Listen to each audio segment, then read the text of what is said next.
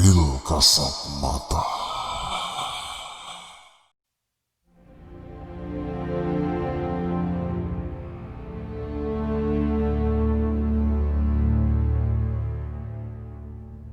Assalamualaikum warahmatullahi wabarakatuh. Kembali lagi bersama kami XK. Kali ini tim XK mendapat sebuah kiriman email yang mana isi email tersebut adalah sebuah cerita nyata yang dialami oleh teman kita dan keluarganya. Well, seperti apa ceritanya? Berikut ceritanya.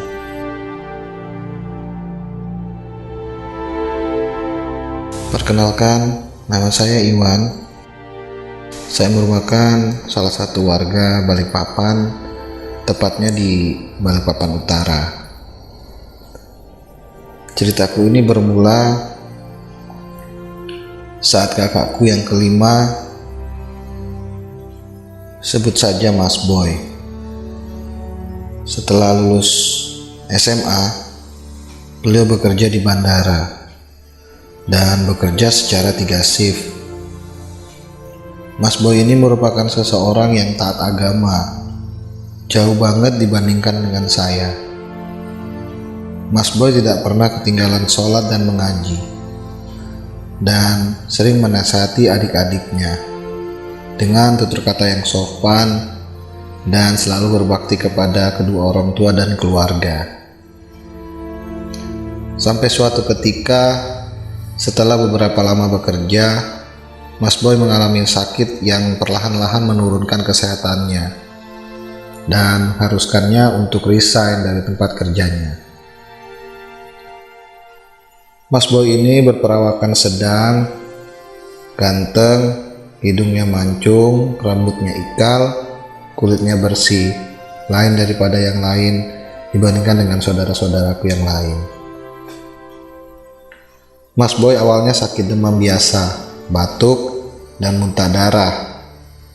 Awalnya kami kira paru-paru basah, karena Mas Boy sebelum itu sering pulang malam dan sering diterpa angin malam terus-menerus.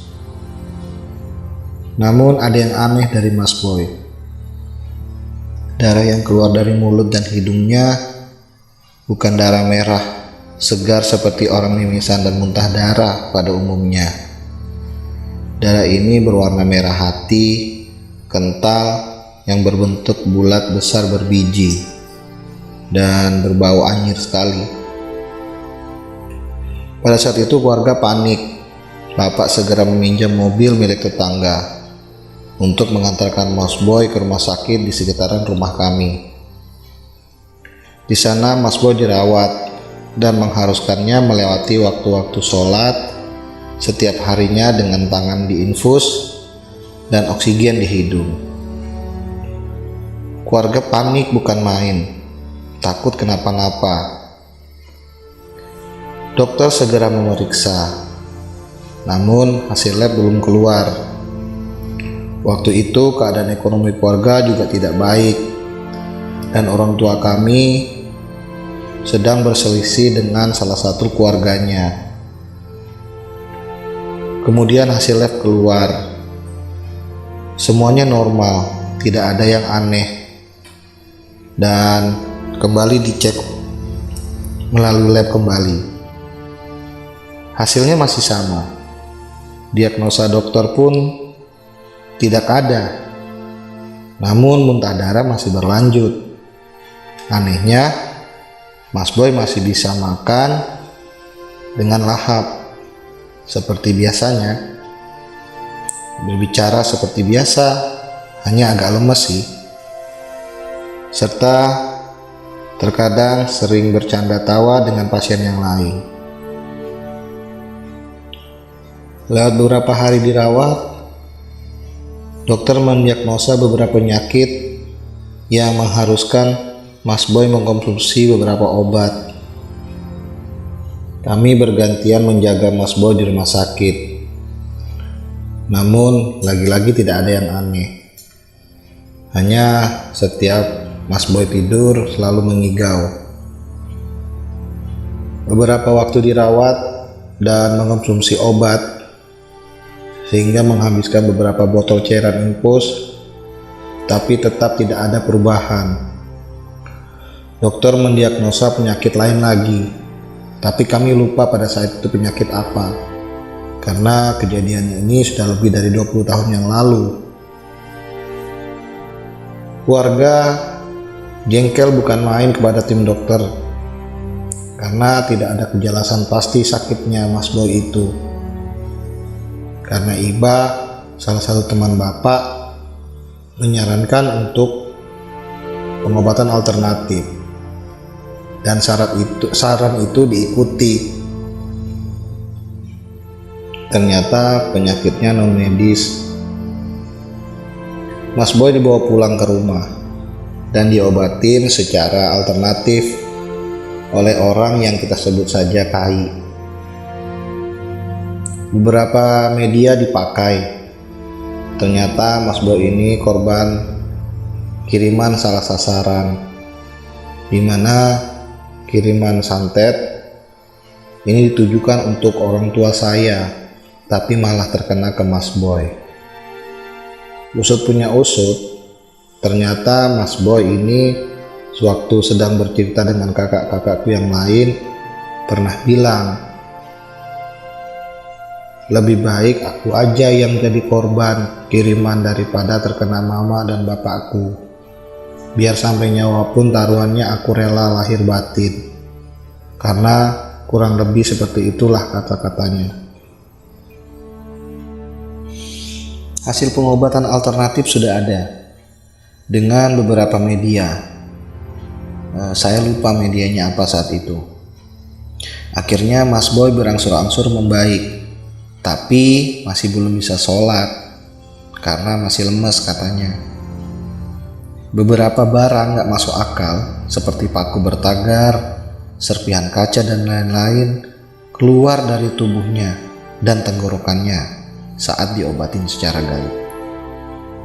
Apabila terlambat diobati, maka nyawa taruhannya, kata KAI.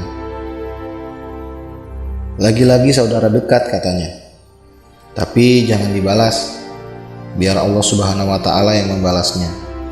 Dan kami dianjurkan untuk rajin beribadah. Well, gak berapa lama Mas Boy yang sudah sembuh ini kembali sakit, tapi bukan sakit seperti yang sebelumnya.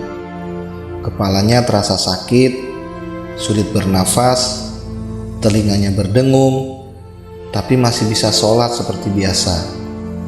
Sampai perlahan-lahan kakinya dirasakan sakit dan kepalanya yang mau pecah katanya, dan membuatnya melewatkan beberapa waktu sholat setiap harinya. Hingga bertambah parah. Kami pada saat itu belum memanggil KAI karena masalah ekonomi. Oh iya, keluarga intiku ini dulu bukan merupakan orang-orang yang taat agama, sering melewatkan sholat dan jarang sekali mengaji. Singkat cerita, sakit di kaki Mas Boy ini lama-kelamaan bertambah parah dan telinganya sering berdengung serta nggak tahan cuaca dan suhu ruangan yang panas. Setiap dengar ucapan salam, Mas Boy selalu menampilkan muka marah dan marah sekali, gak jelas. Telinganya mulai sulit mendengar kami yang sedang berbicara. Setiap kami berbicara di depannya, beliau selalu marah dan membentak-bentak, mengira bahwa kami sedang mengejek-ngejeknya gitu. Padahal kami bertanya hal sehari-hari kepada satu dan lainnya. Mas Boy belakangan makin jadi lebih emosi dan mudah tersinggung. Lama-kelamaan kaki Mas Boy yang terasa sakit jadi tidak dapat menopang tubuhnya, dan dibantu oleh bapak dan ibu dan keluarga yang ada di rumah.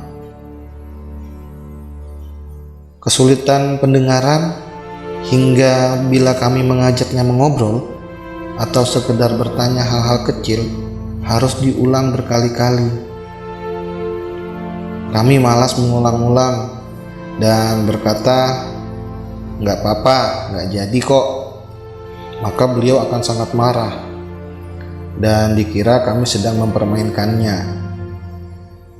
Saat ada dana, kami panggil lagi Kai, dan Kai mengeluarkan beberapa media tidak masuk akal lagi. Gumpalan rambut seperti ijuk kusut dari telinga Mas Boy, paku bertagar, potongan kain putih keluar dari tubuh Mas Boy dengan secara tidak wajar. Masih sama, salah sasaran, kata Kai, dan berasal dari keluarga dekat lagi. Tapi sudah terlanjur, sudah parah dan mendarah daging. Barang-barang yang keluar tersebut disarankan untuk segera dibakar di depan rumah dan dibuang ke laut sebelum maghrib atau isya. Saya lupa detailnya. Beberapa kali Kai mengobati, tapi hasilnya sama saja, malah makin parah. Kai pun angkat tangan, katanya sudah terlalu lama dan mendarah daging. Mas Boy sulit diobati. Kami disarankan banyak-banyak sholat dan mengaji. Namun anehnya, setiap kami mengaji, Mas Boy selalu marah-marah gak jelas. Bahkan ketika kami membaca sholawat, juga dibentak-bentak. Ya tentu saja kami merasa sangat aneh. Lama-kelamaan Mas Boy jadi mudah kerasukan, dan makin hari kondisi fisik makin melemah. Tidak bisa berjalan, tidak bisa mendengar, dan hanya bisa berbaring dan duduk di kasur. Pada saat sakit, hobi Mas Boy adalah menonton pertandingan sepak bola di TV. Waktu itu saya lupa liga apa, sambil ditemani dengan kipas angin favoritnya, dan terkadang membaca Al-Quran sesekali. Orang tua kami mulai mencari paranormal lain yang sanggup mengobati, sampai suatu ketika ada salah satu seorang yang ceritanya waktu itu aku lupa seperti apa, dan berkata bahwa bisa disembuhkan, tapi syaratnya berat. Kuda 7 ekor untuk menggantikan 1 nyawa manusia. Singkat cerita lagi, pada saat itu Mas Boy diobati dengan cara ditiup telinganya, dan keluarlah butiran batu-batu kecil seperti batu koral berukuran sangat kecil dari telinga yang sangat banyak, beserta paku bertagar dari kaki, gumpalan rambut dan ijuk dari telinga juga, kain putih, dan masih banyak lagi. Saya lupa waktu itu apa lagi. Lalu hari itu juga orang tersebut melakukan pembersihan di rumah kami, yang kata beliau, rumah ini sudah banyak media yang ditanam oleh banyak orang secara gaib untuk menghancurkan keluarga kami, serta melakukan pemagaran rumah secara gaib. Lagi-lagi saudara dekat yang dulunya akrab, salah satunya. Untuk mengobati dengan kuda kami menyerah. Uang dari mana yang kita dapat untuk mengobatinya? Kami sedikit menyerah. Beberapa hari berlalu, dengan setiap malam kami melantunkan ayat-ayat Al-Quran untuk Mas Boy. Saat itu, setiap malam tiba-tiba merupakan waktu yang paling mencekam. Saya yang masih duduk di bangku SD paling merasa ketakutan bila dekat Mas Boy. baik siang maupun malam, dan tidak berani mendekat beliau, tidak berani ke kamar mandi, dan tidak mau sendirian, karena saya selalu merasa diawasin. Pernah suatu ketika saat menjelang maghrib, Mas Boy dibaringkan dengan setengah duduk di kasur yang ada di kamar orang tua, di mana letak kasur berada di sebelah kaca tembus pandang lumayan besar, yang apabila kita melihat keluar dan agak ke kanan sedikit maka menghadap ke pohon besar yang sebelumnya merupakan jalan penghubung rumah kami dan rumah saudara kami yang telah ditutup Bapak dengan beberapa lembar seng karena pertengkaran Bapak dan saudara kami itu. Setelah azan berkumandang dan beberapa dari keluarga kami pergi sholat, ditinggallah saya, Bapak, Ibu, serta beberapa orang kakak yang menjaga Mas Boy. Dan ini sontak kaget karena Mas Boy langsung tertawa terbahak-bahak dan menggeram dan berkata, "Saya mau nyawa anak ini." Sontak kami yang semua emosi dan kaget bukan main. Kami tanya dia siapa, dan dia bilang bahwa dia merupakan kiriman dari orang yang iri dengan kami. Kami pun yang deg-degan bukan kepalang melantunkan takbir dan ayat-ayat Al-Quran yang masuk ke tubuh Mas Boy berontak, dan Mas Boy mendadak lemas. Tak lama Mas Boy bergerak agak gemulai dan duduk dengan tegak. Yang mulanya harus dibantu, tapi sekarang Mas Boy sudah bisa duduk tegak sendiri. Sambil tatapan mata yang kosong melihat ke sekeliling, dan Mas Boy tiba-tiba berkata, "Assalamualaikum. Saya kasihan dengan anak ini. Saya mau melindungi anak ini. Anak ini anak baik, tapi dengan izin Sang Maha Kuasa, maka anak ini banyak yang mengganggu dan banyak yang merasukinya. Tapi tubuh anak ini tidak kuat untuk saya. Saya yang merupakan seorang bocah penakut hanya bisa bersembunyi di balik badan salah satu kakak saya." Sambil sesekali mengintip ke Mas Boy yang sedang kerasukan. Kami pun menjawab salam dan berterima kasih, dan bertanya dengan siapa kami bicara. Beliau mengaku bahwa beliau merupakan seorang pangeran yang merasa terpanggil untuk melindungi Mas Boy.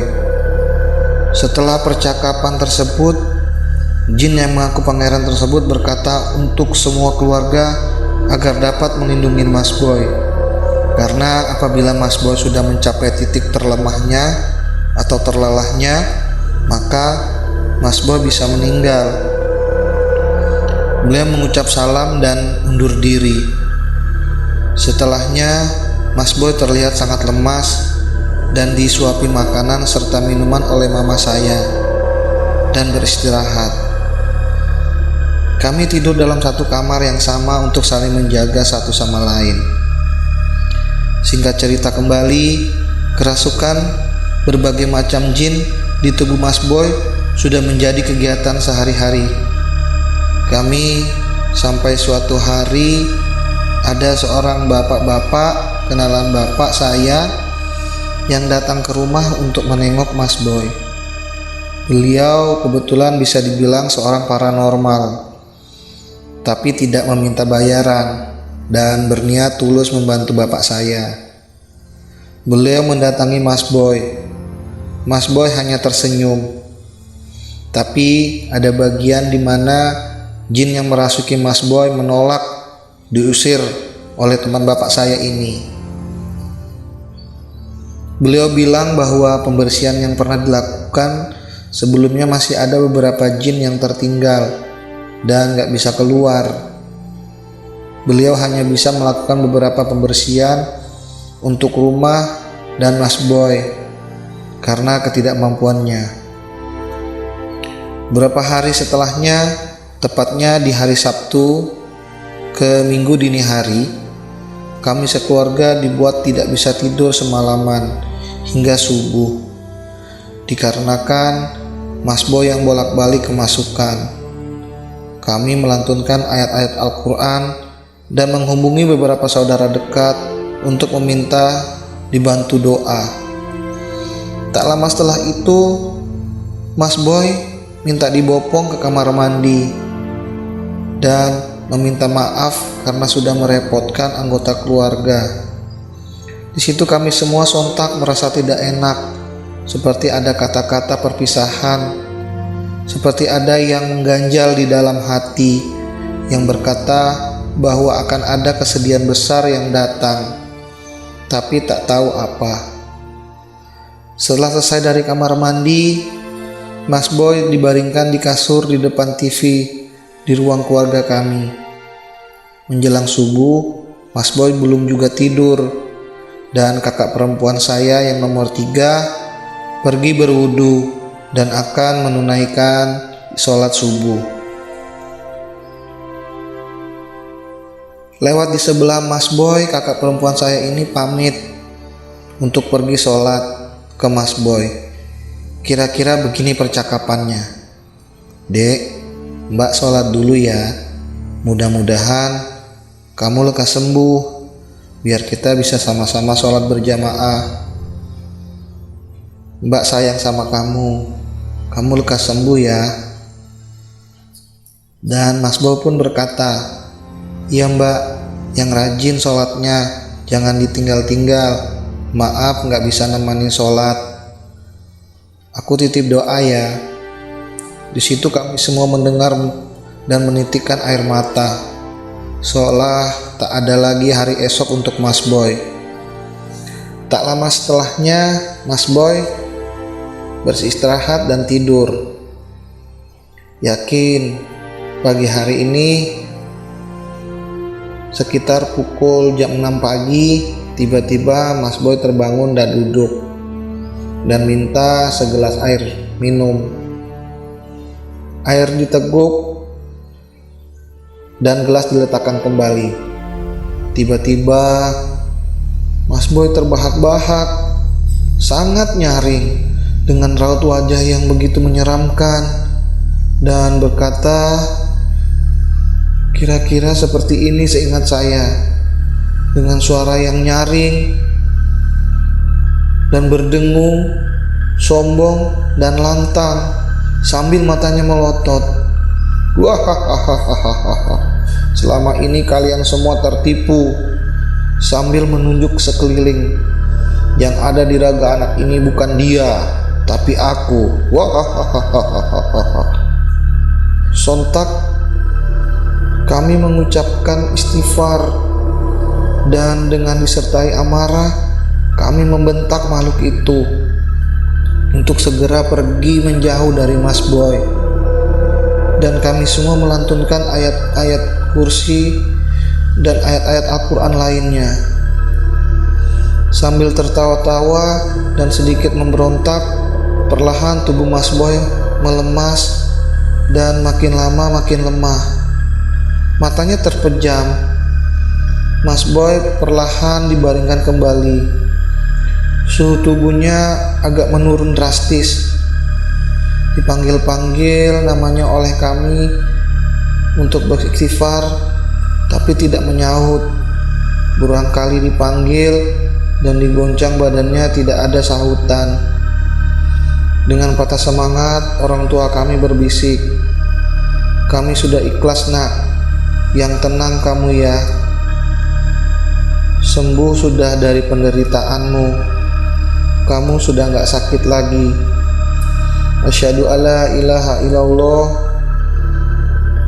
Sayup kami mendengar Mas Boy mengikuti lantunan syahadat terakhir kalinya di hidupnya itu sambil memejamkan mata. "Wa asyhadu anna Muhammadar Rasulullah," lanjut orang tua kami. di kedua telinga Mas Boy. Sayup suara masih terdengar. Hembusan nafas berat dan melemah terdengar dari rongga-rongga pernafasan Mas Boy. Denyut nadi diperiksa berulang kali, nama dipanggil-panggil tapi tak ada jawaban. Kedua lengan dilipat ke depan perut dengan pergelangan tangan saling dipertemukan dan tangan kiri menopang tangan kanan. Kami beristirja, menangis sejadi-jadinya. Ada yang tak tahan dan memilih untuk menangis. Kepergiannya di dalam kamar. Bapak memeluk Mas Boy untuk terakhir kalinya, mengucap dan berulang kali memanggilnya. Pukul 10 raga Mas Boy dikebumikan. Tanpa ada halangan, cuaca yang sangat cerah tapi tidak menyengat. Sayup kami mendengar beberapa anggota keluarga bercerita bahwa saat dimandikan, jenazah Mas Boy sangat wangi, terlihat senyum dan masih sangat hangat, seperti orang yang sedang tertidur lelap. Setelah beberapa hari pemakaman Mas Boy, ada satu keluarga kami yang bisa dibilang anak indigo. Dia menyampaikan bahwa pada saat rumah kami dipagar, masih ada banyak jin kiriman yang bersembunyi dan tertinggal di dalam rumah dan terkurung tak bisa keluar.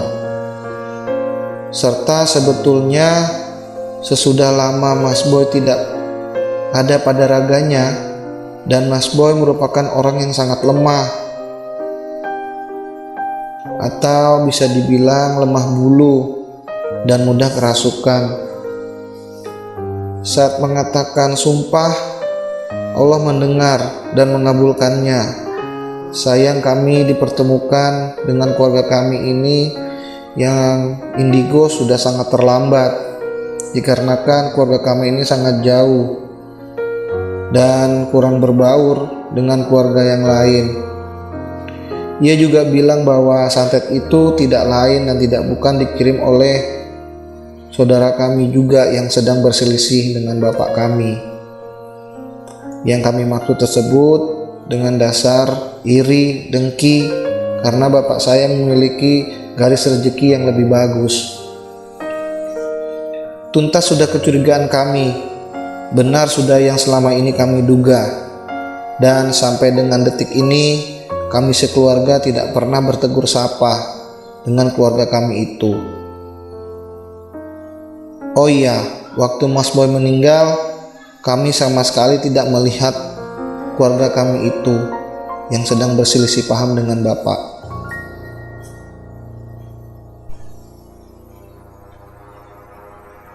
Setelah kepergian Mas Boy, ada salah satu paranormal yang bercerita kepada kami bahwa pada saat dia melakukan pembersihan rumah, paranormal itu menemukan sesuatu yang berada di sudut rumah kami. Ia menemukan gumpalan kain hitam dan putih yang saya tidak tahu apa isinya.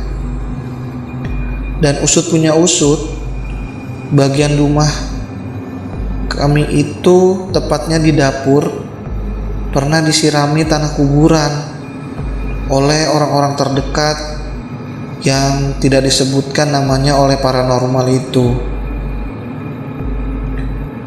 Sekarang kami sudah tidak tinggal di rumah itu karena informasi dari beberapa paranormal, santet yang dikirim itu sudah terlalu lama dan menyatu dengan tanah,